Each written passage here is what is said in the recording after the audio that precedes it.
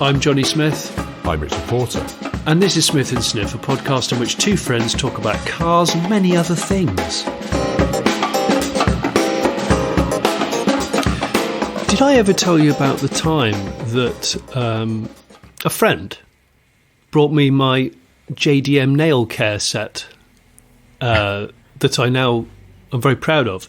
It's actually a Nissan Bluebird nail care set. Did I tell you about this? What?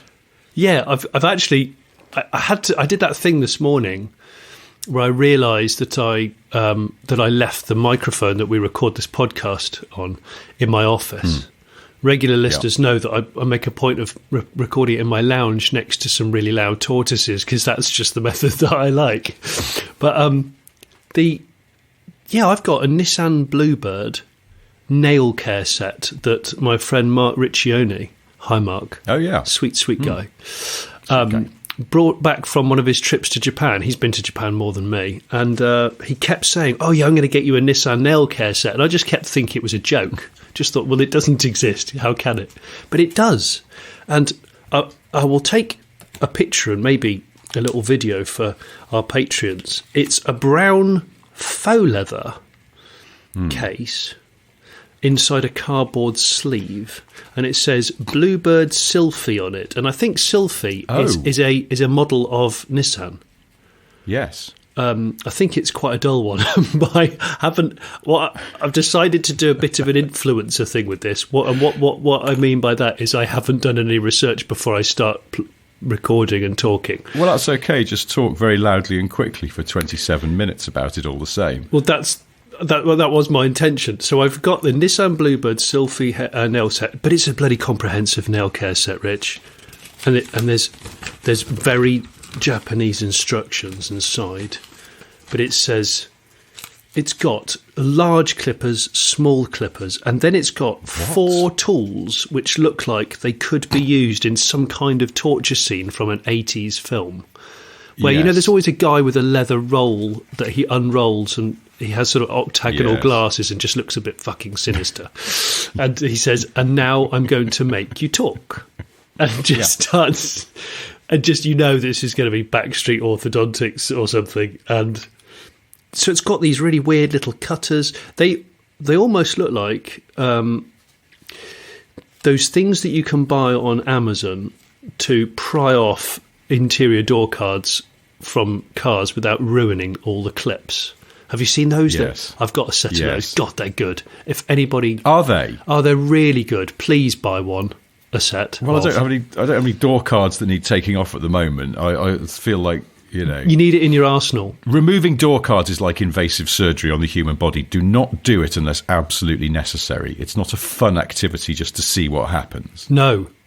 And it's also, you've got to be an incredibly considerate lover with door cards, because any form of leverage in the wrong way without kind of like taking the strain from the other side, you can really damage stuff, and it's irreparable usually. And that's why I was sceptical about those tools, though, because it feels to me like there's nothing in the world that is going to stop clips breaking. These tools are great, Rich, because they've got a lot of flex, and they've got built-in flex in them, so that you can really lean on them and feel the strain. It always strikes me that it's not in the car company's interest to make the clips so they can be taken off and put back on again without breaking. Yeah. It's in the car company's interest just to make the doors as easy to assemble as quickly and cheaply as possible, because, you know, that's the economics of building cars, mass production styly. But I'm amazed these tools actually work. They're brilliant. And in fact, in the most recent barn find that I did, I remembered I had a set in the toolbox, and we didn't need to take a door card off, but I used some of the nicely shaped tools to actually scrape moss out from its orifices. And it was great because they've got a bit of give, so you're not going to scratch up anything. Yeah, you don't scratch bodywork with them, and that's the point. They're quite sort of rubberized plastic. Anyway, this is getting a little partridge, I realise. But yeah, so the Nissan Bluebird Sylphy JDM nail care set is an amazing piece, and I use it. It sits on my desk, and it's one of those times when, you know, it's almost like overnight your nails go from being acceptable to unacceptable. Maybe you've had a very proteiny dinner. I don't know. But you wake up the next morning, and I go into work or something, or I'm driving, and I'm feeling my thumbs with my fingers going, oh, they're a bit talony. Need to sort those now, and that's why I have that set always at the ready on the desk. Do you know what all the tools do? I knew you'd ask in me your this. nail care set. Hang on, let me just. Well, there's one. So there's one I think is a cuticle cutter, and it looks pretty damn savage. I haven't used that one yet because I don't have. Cutter or pusher? Well, there's a pusher that looks like a miniature version of those little half moon tools that you do the edges of a lawn with. Oh, you know the ones? Yeah. There's a small slice your lawn edges. Yeah, there's a small one of those, and there's oh gosh, what's that? Looks like a sort of flat. Oh gosh, hang on. Oh, I don't know where you'd put that. I don't know what you. Do you know what it looks like? I'll tell you what it looks like, Richard. It looks like a miniature Zulu spear, but chrome. It's a tiny little chrome Zulu. You're not throwing that at me, mate. It's about 2 inches long, but I don't know what you'd use it for. I can't work that out. I'd have to consult. Really well made. Good. And the faux leather. Yeah. I think the faux leather, the brown faux leather, makes it for me. It just dates it nicely. Yeah, well, I suppose Nissan wouldn't have signed it off if they felt it didn't reflect the values of the Bluebird Sylphy, which I imagine are, build quality and reliability. Exemplary. Yeah, very reliable. I just want to know if there's because I don't know, if there's other Nissan models that have their own nail care set. Is there a Nismo one? I don't know. Is there a Nismo nail care set? S-Cargo one that's inspired by a Citroen TCV nail care set that one of the designers once saw. Oh, that would be really good, wouldn't it? So if anyone's got any other Nissan nail care sets, this is sounding very niche, but they exist, right? Did Mark had to buy this? Yeah, Mark actually bought it for me, and he's a lovely bloke. We've been mates for a long time, and if you don't know who Mark Riccione is, go on to Instagram and type, I think, Mark Scene Media, SCENE. He's got the most infamous number plate on a Ferrari in this country, I would say, because it basically just says lasagna. Yeah, and it's not just any Ferrari either, is it? It's a 360 challenge, isn't it? Yeah. So it's a racing car that he's made road legal. From Japan, yeah. From Japan, so it's a Japanese imported challenge Straydale. Yeah, I think that's what it is, because he loves Japanese import cars, even if they're not actual Japanese cars. But he's also got an R32, R34. He's got an S600 S-Class W140. But hasn't it got straight pipes on it or something? It has, and that was from Japan. It has exhaust manifolds that were handmade by an artisan man in a small room, so that it sounds just like a Formula One car, and it really does, even though it's an automatic gearbox S-Class. It's just it's unbelievable, and it was quite infamous, but made for a Japanese tuning house in the 90s or the very early 2000s. And Mark showed me this car when we worked on Max Power. He was a very young guy on Max Power, and he ended up buying the car and bringing it across. So he's owned some pretty slick machines, but not a lot can compare to the Nissan Bluebird Sylphy nail care set. You can keep your V-spec R34 Mark in your Bayside blue. Perhaps did he buy one for himself, or was it just pure generosity? He gave you the Sylphy nail care. I've just thought I've just thought about that. Maybe he did buy his own stash, and in the glove box of said Skyline, apart from some assorted boost gauges and things, extra gauges, he's got a nail care set. You just never know when you'll need one. I mean, for example, I could pull up at the Bicester Scramble and then realise I've got talon-like fingers, or I don't know, you could rendezvous with me and go, Johnny, I don't suppose you've got, like people sometimes go, I don't suppose you've got some chewing gum, have you? Or I don't suppose you've got this. Go, have you got a nail care set? I go, I have actually, yes.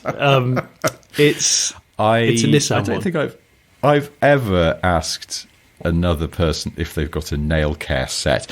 I know somebody who always carries those, the little sort of, would you say they're cantilevered? Not really, but this kind of the nail clippers. The classic with the handle swivels round and creates the big lever. TV's James May carries a little set of those on his keys, and is known sometimes, if he's in an outdoor setting where it's appropriate and he's not going to get bits on your carpet, to inspect his nails and give them a little trim. Oh, that's amazing.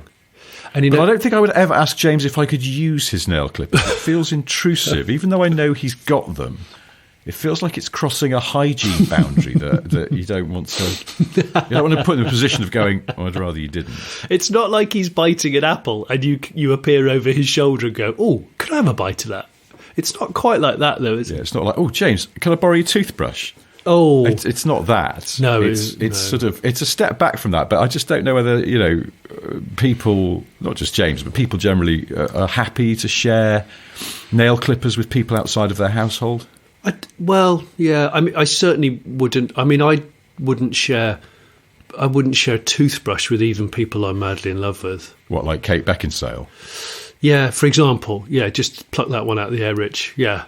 Well, I know that you have a little bit of a thing for Kate Beckinsale. Let's say if Kate Beckinsale came round and then she went, oh, Johnny, I left my toothbrush in Los Angeles. Could I? You've put me can I borrow yours? You've put me on the spot now, haven't you? I might have a spare travel one for her.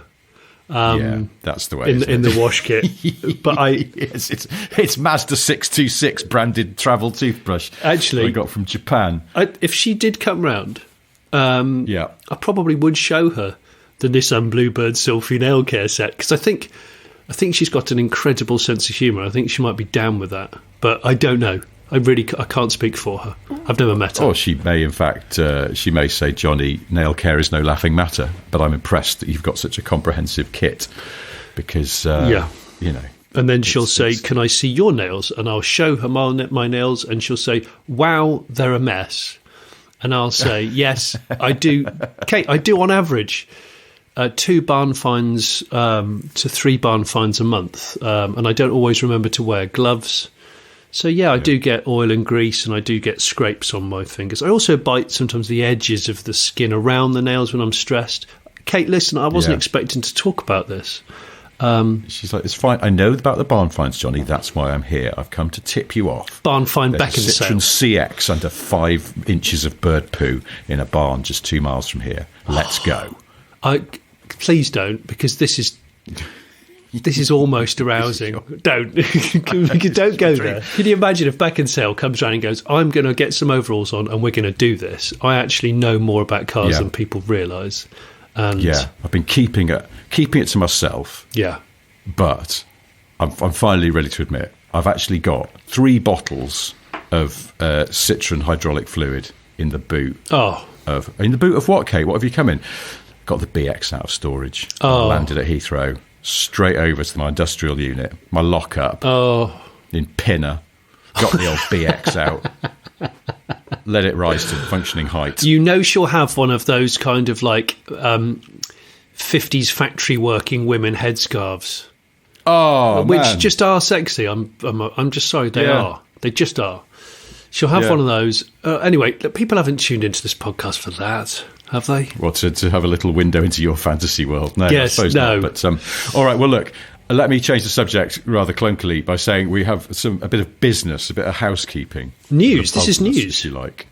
News, which we've already announced to our patrons, but we forgot to mention it in last week's podcast. We were so busy talking about the Eagle Quest and all sorts.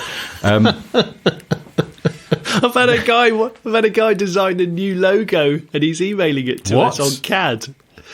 Yeah, a new logo. Yeah, it's an eagle swooping in, and within its talons is a sort of screwed up Smith and Sniff shield badge. It's incredible. Oh my God. It did make me chuckle.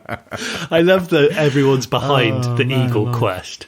I know. So it's a remarkable degree. It's quite heartwarming. Who knew? Anyway, I'm glad. Well, there's no update on the Eagle this week because we haven't been to get it yet. So that's happening in a few days' time, hopefully. But the announcement we have to make is that as of next month, we are going to 2 episodes a week. So there'll be the normal episode you're used to comes out on a Monday morning, or Sunday night if you're a patron. This one, you're listening to it now. But then on a Friday morning, we're going to do an extra half-hour show, which we're calling On the Other Side of Things, and which is going to be, hopefully, where we answer listener questions. Yes. So we'll start doing that probably second week of May and see how it goes. But yeah, so the Monday show is normal, and then a Friday morning show as well, which we'll put up for patrons on a Thursday night. And it'll be shorter. I was going to say and more focused, but obviously that's but the purpose is to answer your questions, because we always say we should do it and we don't, so we've had to create a whole spin-off show to do that. On the Other Side of Things, coming soon. So hopefully it will be minorly entertaining, but also we might actually answer some questions. Minorly. We might actually answer a question. I don't know. Yes, we might, or we might suddenly drift off, deciding that Kate Beckinsale is in fact a vintage Toyota fan or something. I don't know. I can imagine a question like, say, Brian Canterbury from Kent has written to us to say, hey, Smith and Sniff, did you know that Steven Seagal did a 2004 reggae dancehall album called Strut? Oh. Where he references actual punani. And I quote... I saw this on the socials and it was a bit shivery. And I quote, I'm going to have me a shot of rum and then I'm going to make you come. What a great line that is. I think... I've listened to a bit of this album. Yeah. It's time I'm never going to get back. No. Is Steven Seagal the world's most ridiculous man? I think he is. Can you imagine him? He might be. Imagine one-upmanship with him and Donald Trump in a room with just loads of liquor. It would just be so disorderly and just there'd just be lie after lie being slingshotted around. It would just be awful, wouldn't it? I didn't realise. So Steven Seagal celebrates the 20th anniversary of an album that no one remembers. Yeah. And so just before we started recording this here podcast, I thought, I'd like to know what cars Seagal actually drove or drives. Oh. So I typed it into Google. And I didn't get any good information back. But what I did get is this.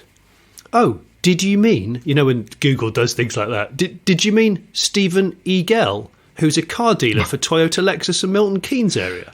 Oh, yes. So I was then went, I didn't, but now I'm looking at Stephen Eagle, who is a Toyota Lexus dealer and has got over 300 cars in stock at any given time in the sort of Bedford, Milton Keynes area. So hang on, but you went looking for Stephen Eagle, so in a way you were on an Eagle quest. Oh, I'd quite like it if Stephen Eagle sold Steven Seagal a car when Stephen came to the UK for whatever reason. But let's face it, he's not going to be coming to the UK because he's still stuck in Russia, which I think he might be, which he says he's really happy about, but I think secretly he's probably dying inside about.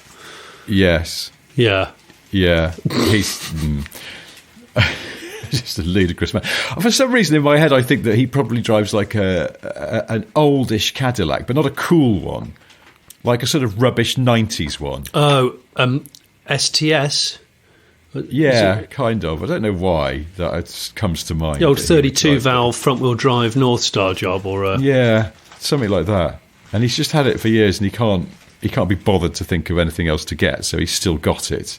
He'll have if the engine stops working, he just punches it back to life. He will have had an ex-military Hummer H1, but he, of course, since going to Russia and never returning, it's still at home under a carport. And he's got like a friend who's an obsessive fan that looks after it for him because he says, "Oh, I'll be back for it." Hey, well, there's something. What? Kate Beckinsale wants to get on board with the car, with barn finds. Oh, pop over to Seagal's place, pump up the tyres on his Hummer and his shit 90s Cadillac, give him a good wash. Me and Beckinsale, we're going to detail Seagal's Hummer. Yes. Take a lot of T-cut or modern equivalent, because I think that paint is going to be quite bleached out, but you may be able to bring it back a little bit. Oh, it's going to be... So machine polisher. I bet Beckinsale's got a machine polisher. Oh, she'll 100% have a machine polisher. Ask her to bring it along. Yeah, she will. And you can try and sort of take just bring some of the luster back to the paint. Well, Kate, if you're listening, like you normally do, get in touch with us. We have an email address. It's hello@smithandsniff.com. And again, Stephen, if you're listening and you want to talk to us about the actual cars that you drive, or indeed your 2004 music album, just email us. Yeah. It'd be lovely. It'd be great to chat, really.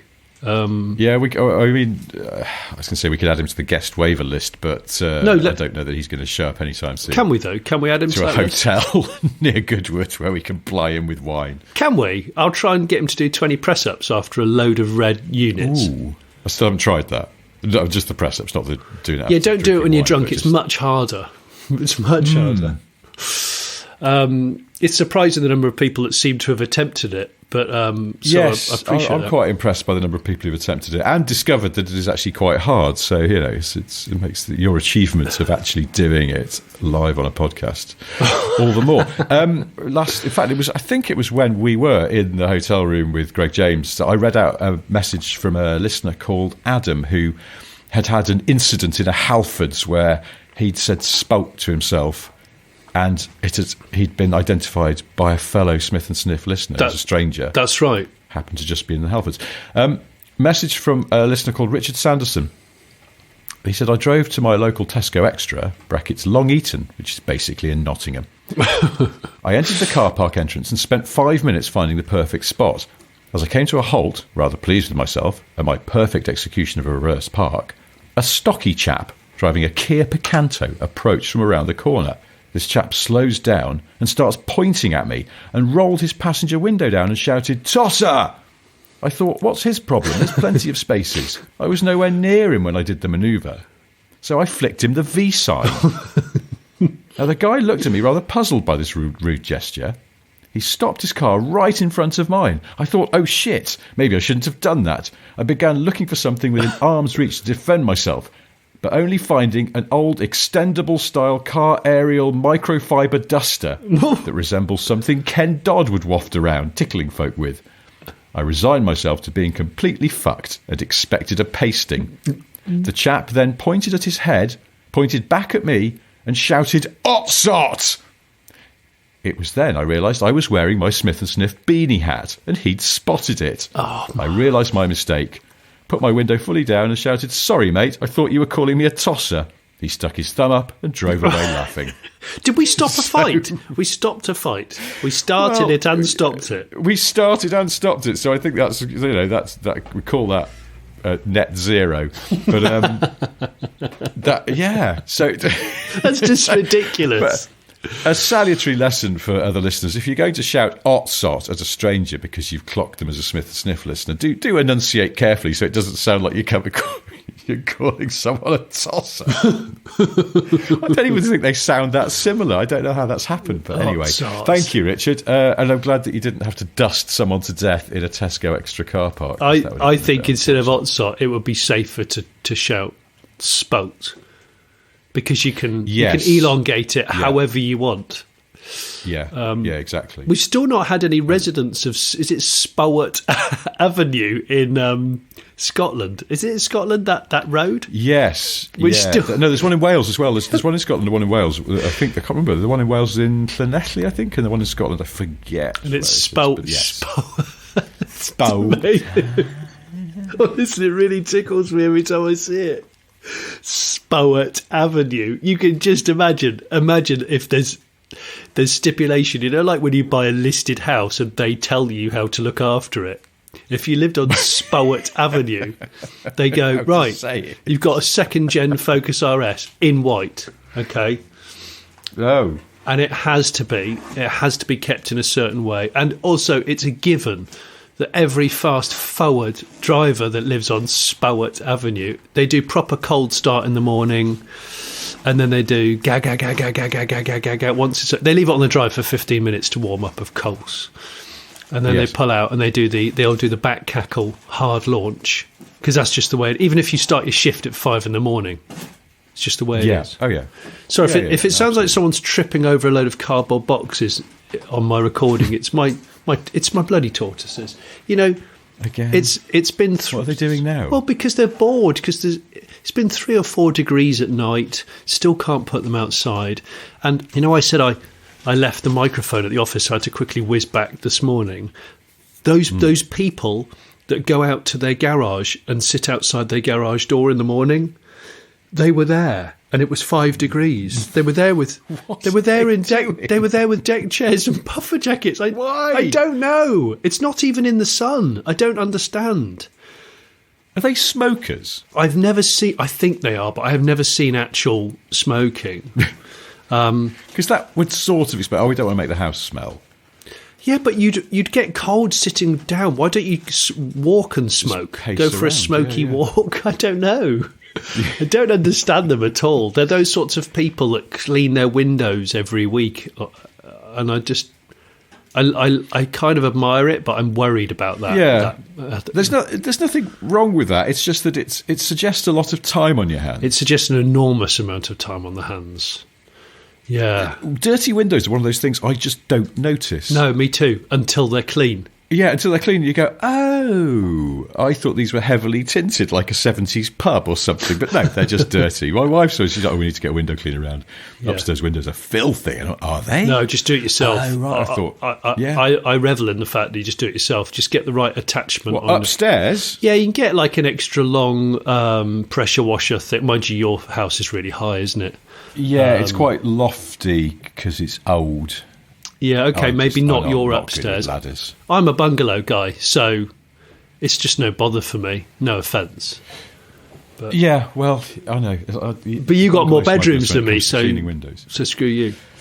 Well, because I've got an extra floor. You do, because it's a house, not a bungalow. But there's no rivalry. You've got an SUV house. Can live in peaceful existence. You've got an SUV house. I've got like a Toyota MR2 house.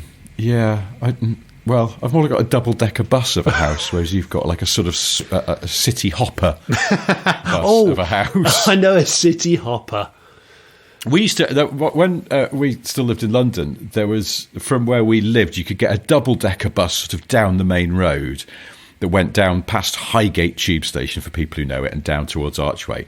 Or there was the single-decker bus that went up the hill into Highgate Village itself. And my wife and I, for years, called that the sports bus. Sports bus? Because it was the sports bus. Because if you go, where are you going now? Oh, yeah, I'm meeting so-and-so in this pub. Are you going to walk that? No, I'm going to get the sports bus.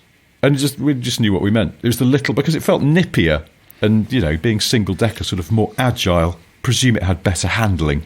Never asked the driver, but I'm going to guess. And so it's in our house, it was just known as the sports bus. But this is way before we would pronounce sport in a different way. Yes, yeah. Well, I'd love to see a sport bus, but no bus can beat the Cobus 3000, which I've talked about in previous podcasts, which is the airside airport bus, which I was on. I was on one last week. I just think the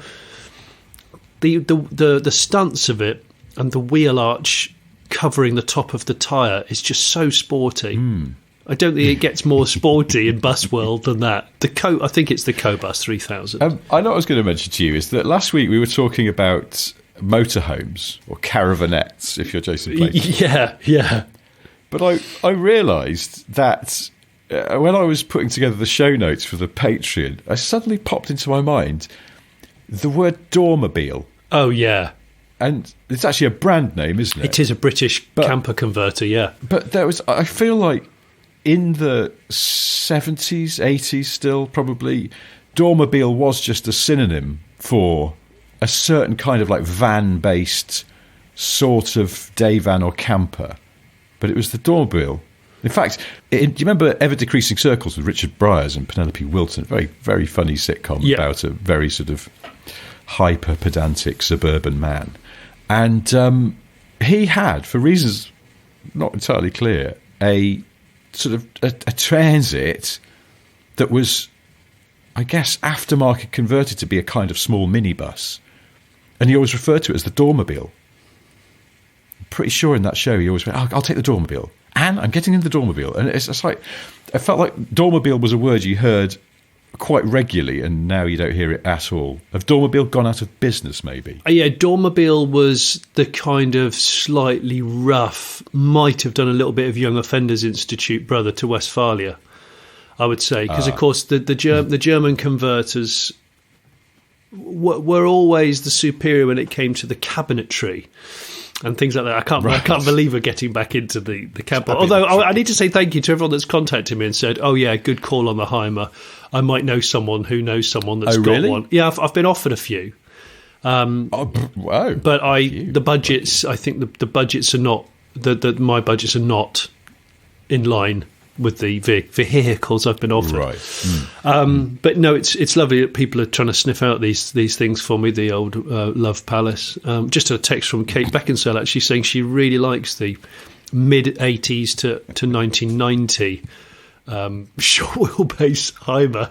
And she said too, your description of it looking like that creature that flew around in a cloud on Mario Kart with a fishing rod was very, very accurate. And I'm so thanks for that, Kate. I really appreciate that. Johnny, I found it accurate and erotic. Yes. When's a good time to go and dig out an immaculate Scimitar SS1 that was put into someone's greenhouse double garage in 1997? Stop it, Rich. That's a barn find. Oh, stop it. Barn find Beckinsale. I have to read out this message from a patron called Charles. Hi, Charles. Oh my God. This is a backref to what we were talking about with Greg James about cricketers and free cars.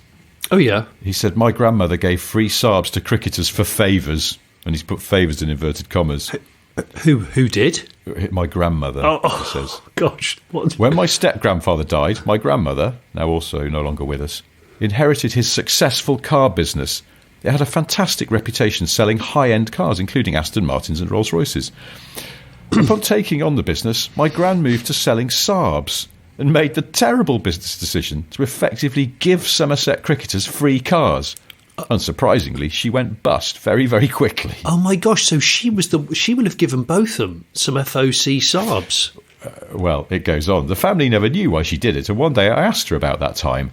Worryingly, she described Ian Botham and Viv Richards as particularly naughty and gave me a disturbing wink. Oh. Now, when watching the cricket and Beefy pops up, I have to wonder, did you shag my nan for a free Saab? Oh, no way. No way. This extraordinary. So, our listeners never fail to impress. Haunting image. I can't. It's incredible, isn't it? So, free Saabs in exchange for skin favours. Well, wow. He's speculating, I suppose, but with that sort of sense of that, like.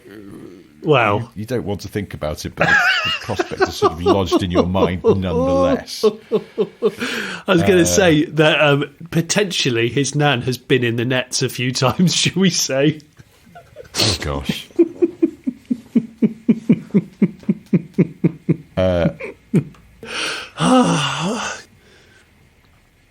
I didn't know what else to talk about this. I had a little panic and go, there's not been much news lately. And then I went, actually, there has been some car news.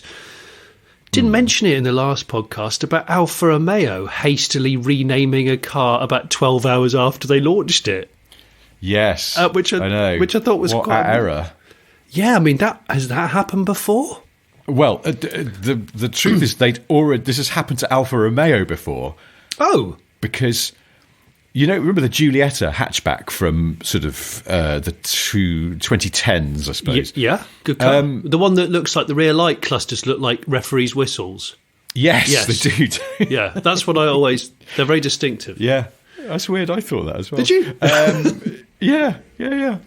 So that was going to be called the Milano. And they sent out... This is in one of my boring car trivia books. They sent out pictures...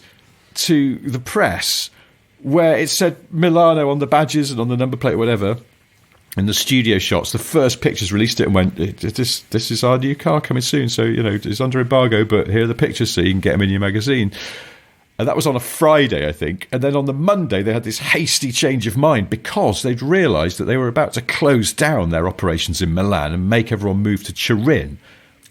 And so if they then call the car, Milano, we're so proud of being from Milan, where we've shut down everything, then it looked a little bit insensitive. So they panicked and pulled the name and had to frantically contact all the media outlets they'd sent the pictures to and go, don't run those pictures, we'll send you some new ones, where they'd hastily photoshopped in a new name. What? And the name was Giulietta. Yeah. So they've already frigged it up once with Milano, which was also, weirdly, the name of the Alfa 75 in the US. So they have used the badge without a fuck-up. Surely it's a cursed name.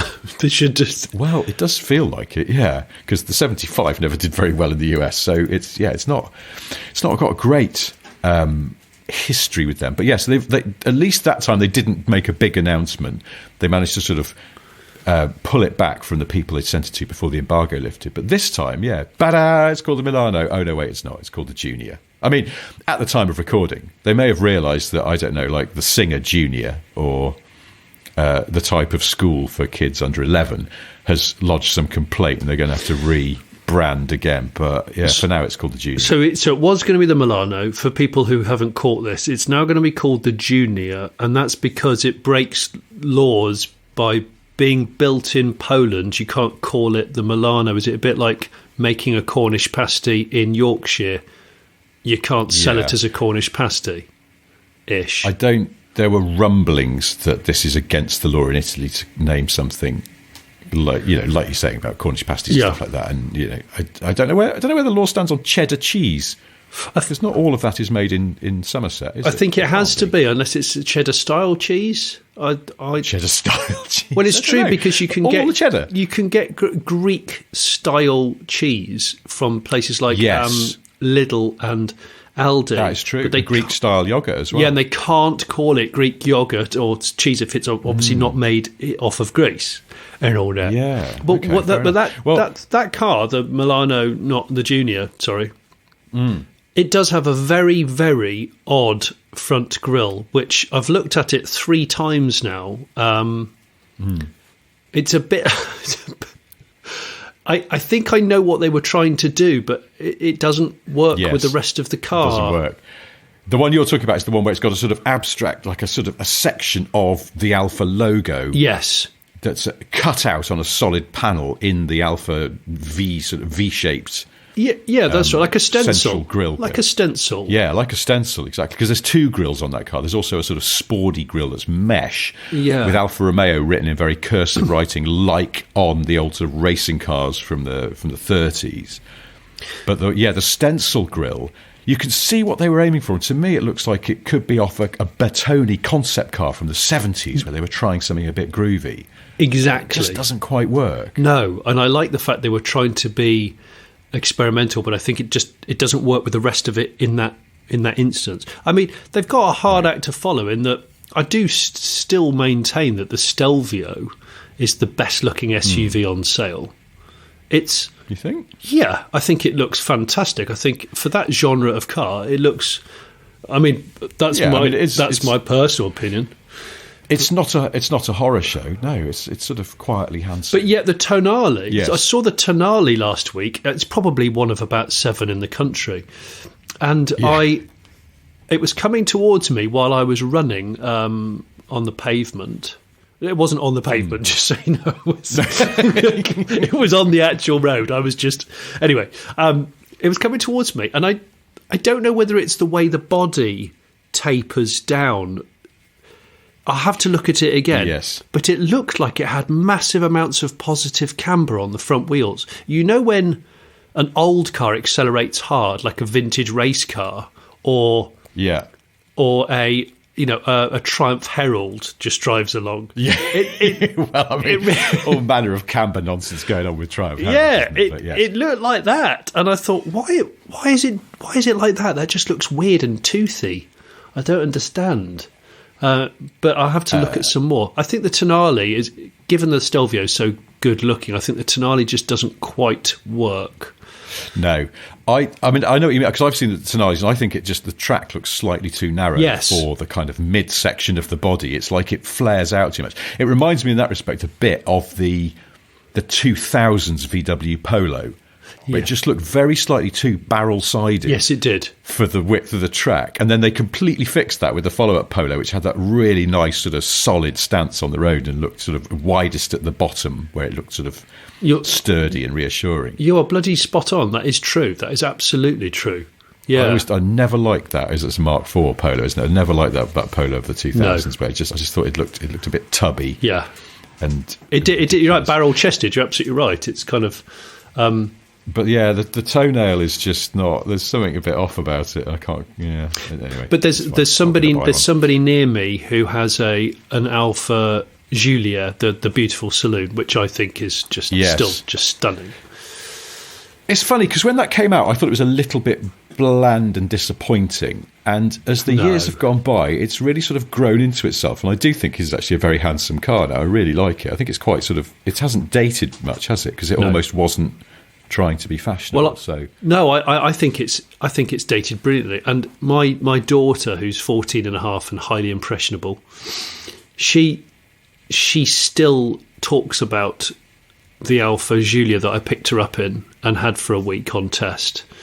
Really? Yeah, and there's the one in town near. We walk past it on the way into town regularly, and she points at it every time, and she nods and she goes, "That'll be my first car." And I went, I don't think it'll be your first car, but I said it's a fantastic car, and you will own one at some point if you'd like to. And then we go straight into the which colourway, because she knows I love that. Well, I've talked about it before. That blimmin' green they do, the Verde, whatever it's called, off of Cloverleaf and all that. Absolutely the best green on sale. I'm going to say that. It's probably my favourite car colour of a modern car right now. Interesting. Audi Sumatra green comes in a close second or third. It's still on the podium. I do like a green car. Yeah.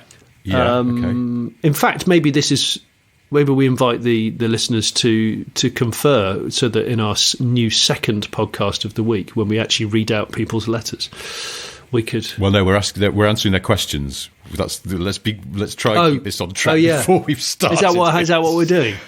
We're answering their questions, and I think when we start, we're going to throw this open to patrons first. Oh, okay. And then we'll invite. I'm going to, I think, set up a new email address maybe just for questions. Okay, so don't listen to me, everybody. Listen to Richard. Don't. Well, yeah.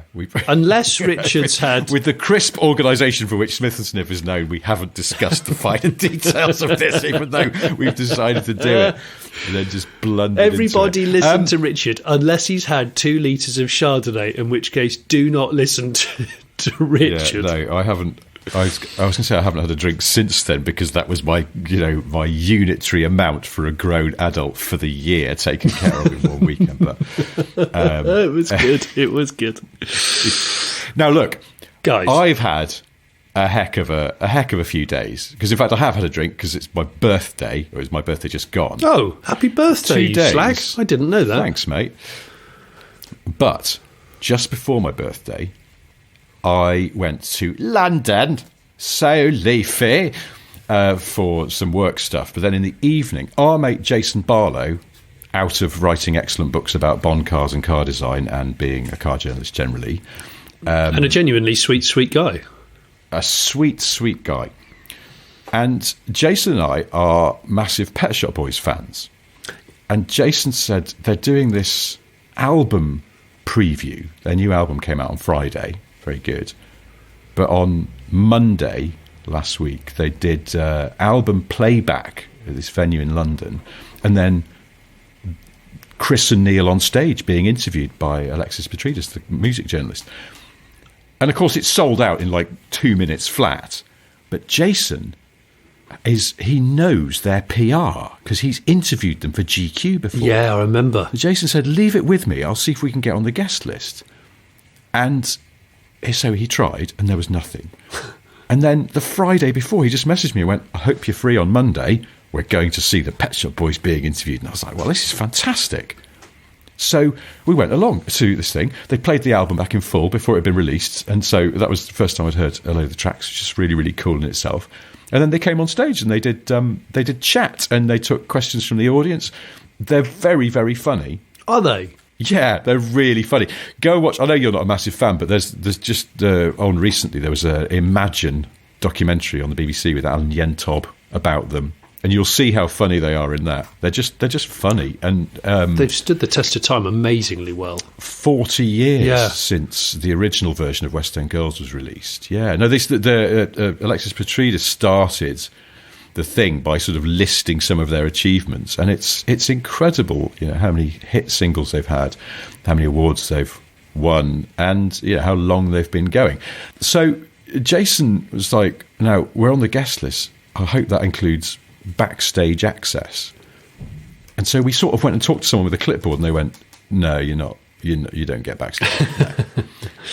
And we're like, okay, well, it's fine. I just want to come to the event, and it's cool. And then we realised we were sitting just along from their manager, who's this lovely American lady called Angela, and Chris Lowe's sister, Vicky. And Jason had a bit of an in there because he's met them before, so he went and said hi. And he sorted Chris Lowe out with an Audi e-tron GT. Oh, a while ago. What, to borrow? For 2 weeks. Oh, did he? Yeah, to borrow, because he was intrigued. He remembered that Jason had interviewed them for GQ, but is really a car journalist. And somehow a connection had been made there. And their manager or their PR messaged Jason and went, Chris really wants to try an electric car, and he'd love to try this Audi e-tron GT. Do you think you could put him in touch with Audi? And Jason's like, I will take care of it. Sorted him out with a press car for a couple of weeks so he could go back home to Blackpool, where he's from, for his summer holidays in the Audi. And it turned out his sister, Vicky, who we met last night, happened to be visiting Blackpool as well, and she had a go in the Audi too. And so we were there before they came on stage to do their chat and interview, talking about Audi e-trons with Chris Lowe's sister. And I was like, this is quite surreal. That's cool. But this isn't Jason's first rodeo. He's good at this stuff because he does he's massively into music. He's forgotten more than we'll ever know about music. So he was straight then talking to Angela, the manager. And then I walked back to our seat, and then Jason came back and he went, we're on for backstage. Oh. What? So when the event finished, we all got up, and with the manager and Chris Lowe's sister, we walked down to go to backstage. They wouldn't let us in, and there was a bit of, no, seriously, I managed the band, I could go backstage.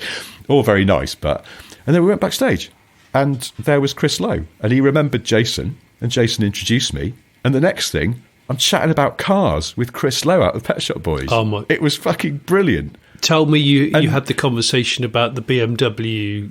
Is it the Z1? He had a Z1. I remember you telling me this. We were just chatting about cars and cars he's had and stuff like that. But I know this sounds. I'm sorry. I'm kind of a bit babbly about this because they are honestly my favourite band, and I've loved them forever. And I always think that thing of never meet your heroes. And when David Bowie died, I was like, oh, no, I'll never meet Bowie now. And I was like, did I want to meet Bowie? What if he was a bit of a dick or something?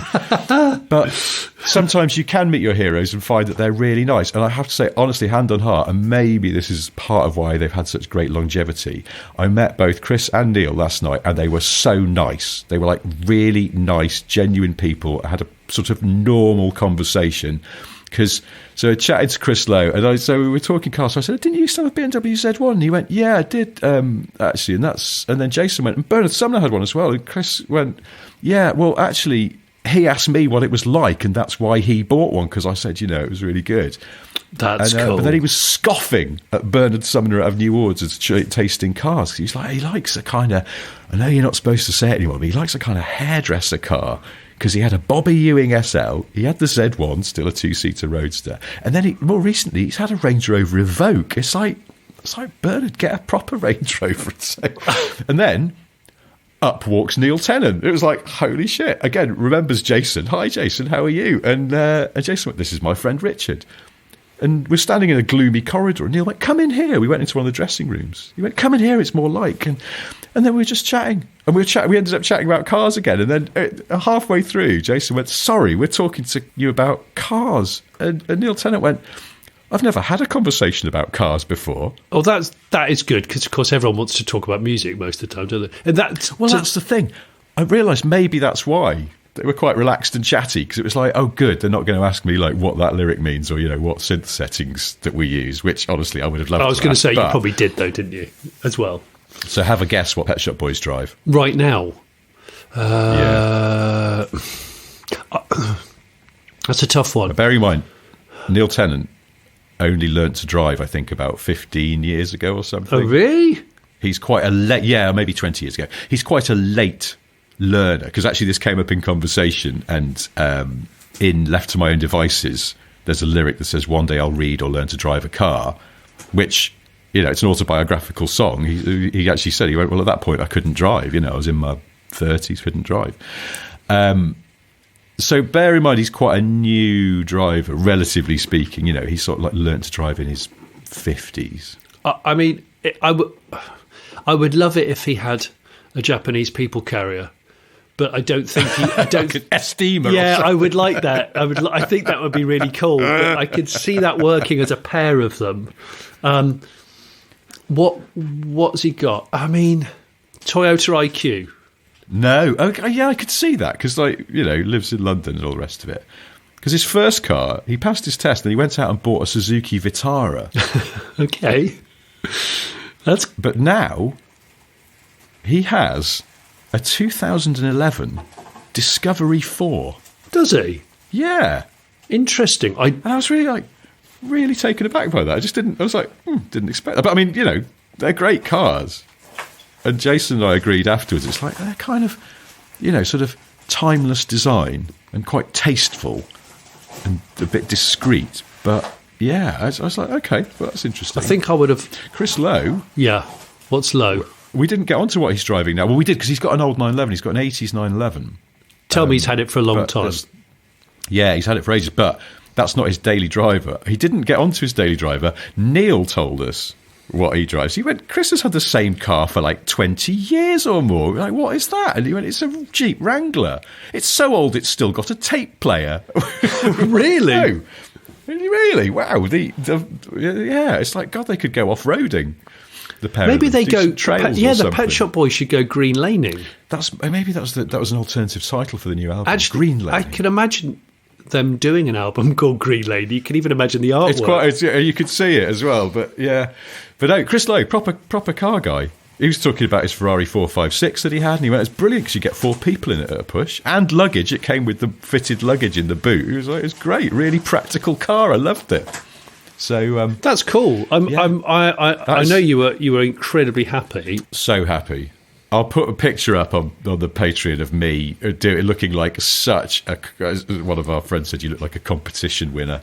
You do look like a very sweaty face. But you kind of are. You kind of are a competition. Well, yeah. I won a free competition. The competition to meet your favourite band and find out that they're really nice and have a long chat with Chris Lowe about Ferrari 456s and the Audi Quattro that he had in the 80s, which he bloody loved. Oh, did he? Yeah, no, he's one of us. He's a car guy because he's got a keen interest in good stuff. I bet you'd love an ex Pet Shop Boy modern classic. Well, his Z1 was up for sale a while ago, as was Bernard Sumner's, and they always put it in the ad. But I wasn't in a position to leap on Z1s that are owned by my synthesizer. So. I also got the best thing is I got to tell Chris Lowe in person that he was part of the inspiration for the Stig, as far as I was concerned. Oh, which I mentioned in my Top Gear book, and I think I might have said it on social media once. But yeah, in my head, when we started sending the Stig out into the real world, so he wasn't just driving cars on a track, and we sort of developed his character a bit, I always used to write that stuff. Here's what he does, and more importantly, here's what he doesn't do. Yeah. And so in my head, one of the things is he's like, he doesn't speak, and Chris Lowe is sort of a man of few words. He is. In public persona. Very, very lovely and chatty off stage. And so I was like, but also the Stig, if he doesn't want to be there, he doesn't want to do something, he just fucks off. Yeah. He's got, he's his own man, and he's got his own thing going on, but he's very, very good at what he does, so he sort of earned the right just to go, nah. The Stig, so in my head, the Stig's almost like Dynamo, isn't he? We were talking about Dynamo the other week, where he does his thing and then just walks off. Yeah. But that's it. In my head, the Stig was as a sort of Kimi Räikkönen meets Chris Lowe. That's great. And I got to tell Chris Lowe that in person last night, and he was really chuffed, which was a relief because I thought he might go, "What? How fucking dare you?" But no, he was absolutely chuffed as anything, like really genuinely pleased, which made me pleased. So, as you can tell, this has been what a birthday present. What a birthday present. I don't really know how to top that. I'm sorry, it's a bit name droppy, but fuck it. They're my favourite band, and I never thought I'd meet them, and I never thought I'd discover that they were actually really, really nice. Yes. Before we go, very quickly, we've got 3 things to tell you. One of them, Johnny has a solo YouTube channel. It's called The Late Break Show.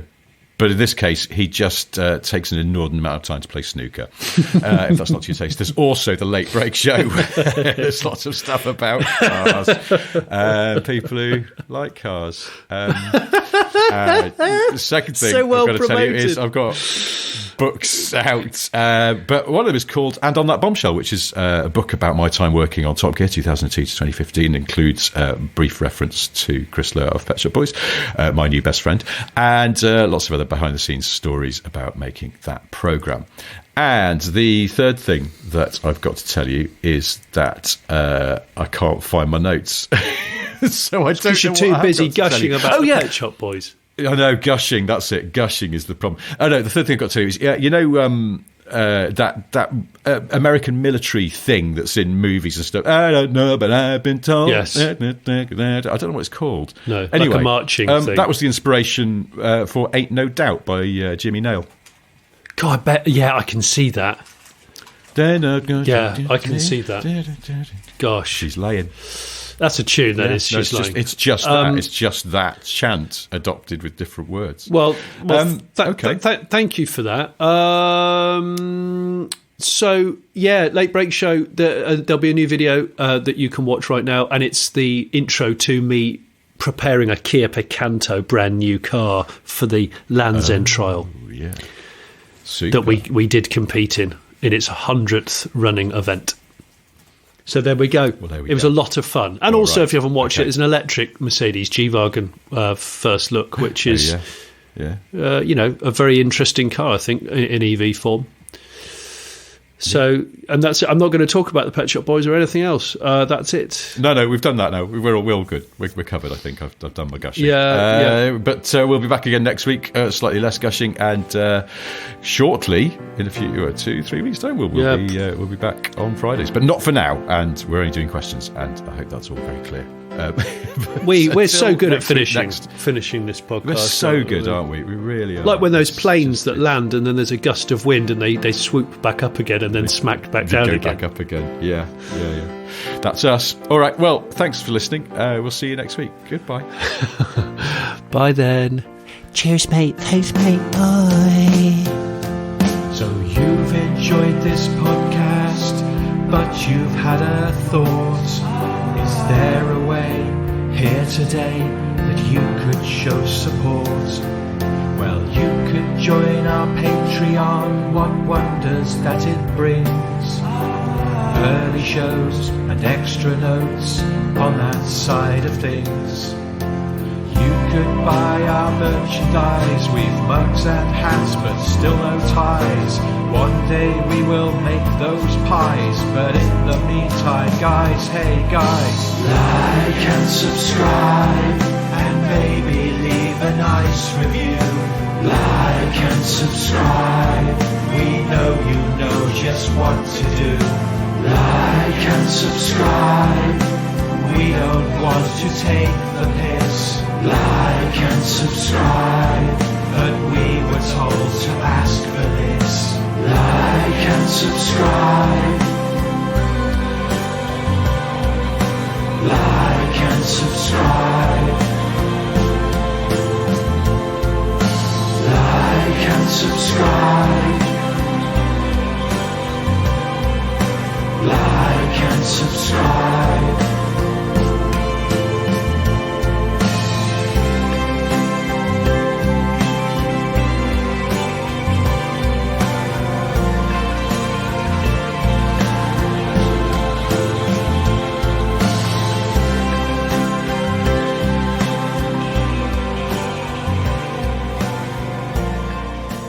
Free Saabs in exchange for skin favours.